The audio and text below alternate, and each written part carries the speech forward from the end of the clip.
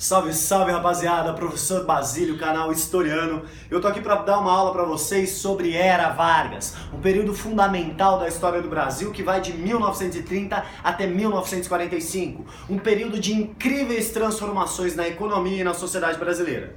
A Era Vargas começa com a Revolução de 30, uma articulação entre os tenentes e as oligarquias dissidentes, as oligarquias que não estavam fazendo parte daquela política do café com leite. A gente já teve uma aula para falar sobre coronelismo. Pessoal, Getúlio Vargas é o grande vitorioso na Revolução de 30. Ele assume o poder em 1930, depois da crise de 29, que enfraqueceu os cafeicultores paulistas. Vargas toma o poder e imediatamente rasga a Constituição, imediatamente destitui os governadores e nomeia os tenentes como interventores. É um processo de centralização política. Aquele Estado federativo começa a ser desmontado e começa um processo de centralização. E na cabeça dessa centralização está Getúlio Dornelles Vargas. Pessoal, Vargas inicia um estado de compromisso. Esse é um conceito importante. O Brasil, com a crise de 29, com a crise da cafeicultura, não tinha mais uma classe dominante hegemônica. Tinham diversos grupos que estavam disputando o poder. Os cafeicultores, as outras oligarquias, as classes médias, os industriais. O estado de compromisso é o estado em que nenhuma classe consegue impor o seu projeto ao país. E o Estado atua então como um grande articulador dos diferentes interesses. Vargas vai ser esse articulador. Vargas auxilia os cafeicultores comprando café e queimando café. Vargas auxilia os industriais com uma política protecionista. Vargas atende às demandas da classe média, criando uma justiça eleitoral e criando o Ministério da Educação. Vargas atende aos trabalhadores, aqueles mesmos trabalhadores que em 1917 pararam São Paulo na greve geral, com leis e direitos trabalhistas. Vargas então está articulando diferentes interesses, diferentes classes e buscando apoio. Vargas também auxilia os coronéis ao não estender os direitos trabalhistas ao campo. Vargas então é o grande articulador. Vargas está articulando e centralizando esse Estado. Porém, em 1932, São Paulo se revolta contra Getúlio Vargas. São Paulo inicia a chamada Revolução Constitucionalista de 32. São Paulo dizia o seguinte: nós, paulistas, herdeiro dos bandeirantes, precisamos derrubar a ditadura de Getúlio Vargas e reconstitucionalizar o Brasil. Balela, São Paulo só queria o poder de volta. São Paulo se revolta com Vargas em 32 e perde. São Paulo é derrotada. Mas acendeu a luzinha de perigo. Vargas não poderá governar sem as oligarquias. Por isso, começa agora a segunda fase da Era Vargas. Governo constitucional. Getúlio Vargas chama uma Constituição, chama uma Assembleia Nacional Constituinte. É a primeira vez em que as mulheres votam. Guarda isso é importante. Pessoal, Constituição de 1934 é uma Constituição liberal democrática, muito mais centralizada do que a primeira Constituição republicana, aquela de 1891, mas ela continua sendo uma Constituição liberal democrática. Pessoal, Vargas então agora governaria limitado por essa Constituição, seus poderes estavam limitados. Porém, qual é o contexto deste governo constitucional, cujo presidente escolhido pelo Congresso é o próprio Getúlio Vargas? É um contexto de polarização ideológica, é um contexto de radicalização política.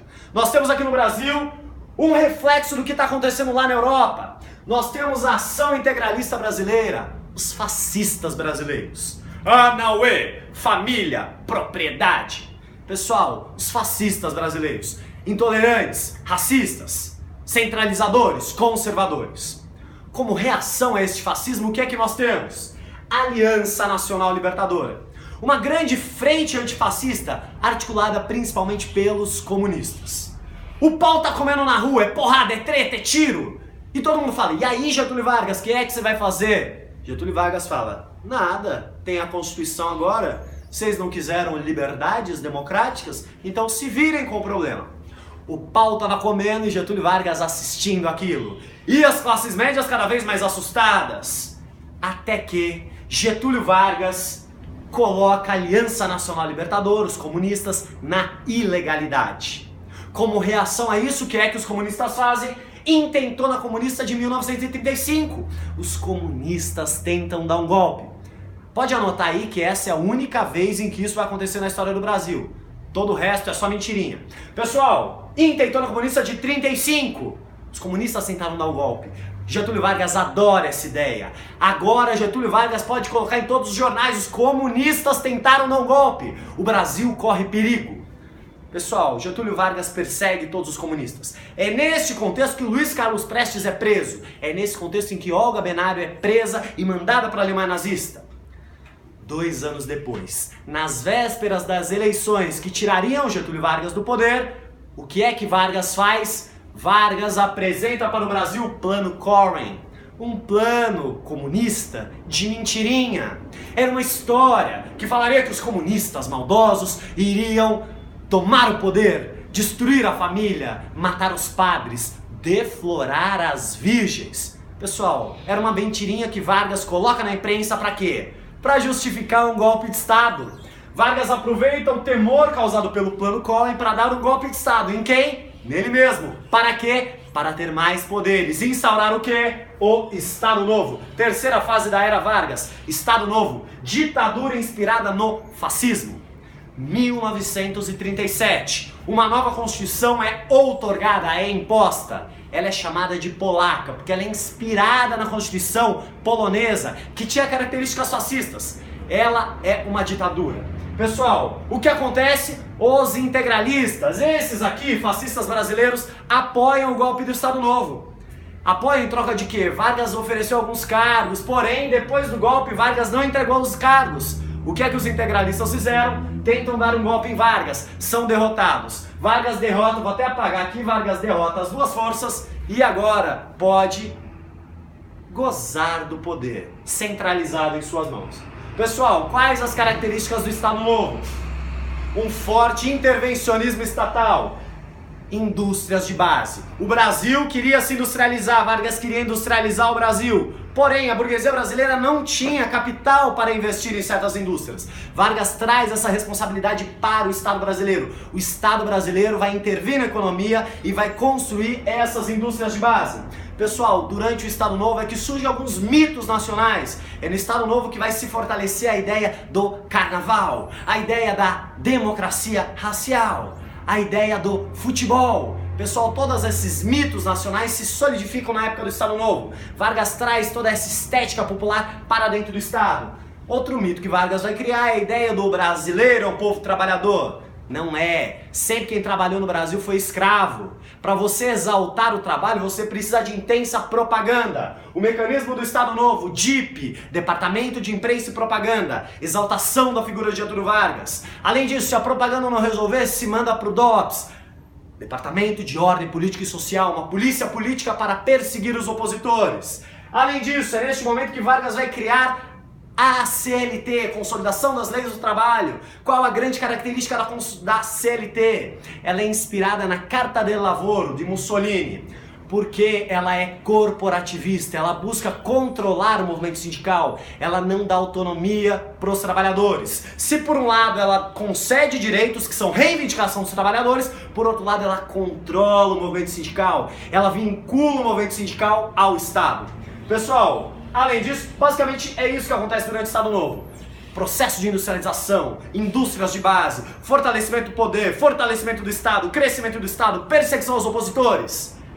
E é nesse contexto que nós temos a Segunda Guerra Mundial. Vargas assume uma posição de neutralidade, está olhando para os Estados Unidos, está olhando para a Alemanha nazista. Olha para os Estados Unidos, olha para a Alemanha nazista. Ele está em cima do muro, vendo quem vai ganhar e para decidir que lado o Brasil vai entrar na guerra.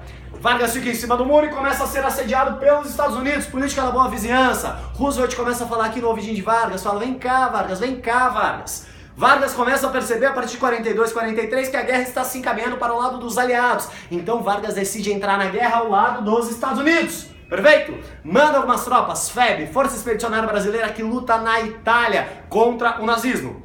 Mas peraí, você não deve estar entendendo. Vargas, ditadura fascista, lutando contra os fascistas? Sim. Por quê? Interesses. Os Estados Unidos estão investindo, estão pagando as indústrias de base, sobretudo a Companhia Siderúrgica Nacional. Mas não é uma contradição? Sim, é uma contradição. Essa contradição começa a aparecer começa o movimento em prol da redemocratização do Brasil. E nesse contexto da redemocratização do Brasil, nós temos o surgimento do movimento queremista. Os trabalhadores falam, queremos democracia, mas queremos a permanência de Getúlio Vargas no poder. As elites, tanto civis, oligarquias, quanto os militares, ficam assustados com essa aproximação de Vargas em relação aos trabalhadores. E por isso Vargas, em 1945, vai ser deposto pelos seus generais Eurico Gaspar Dutra, futuro presidente na República Populista. É isso aí, rapaziada. Quero agradecer vocês. Era Vargas, canal Historiano. Muito obrigado.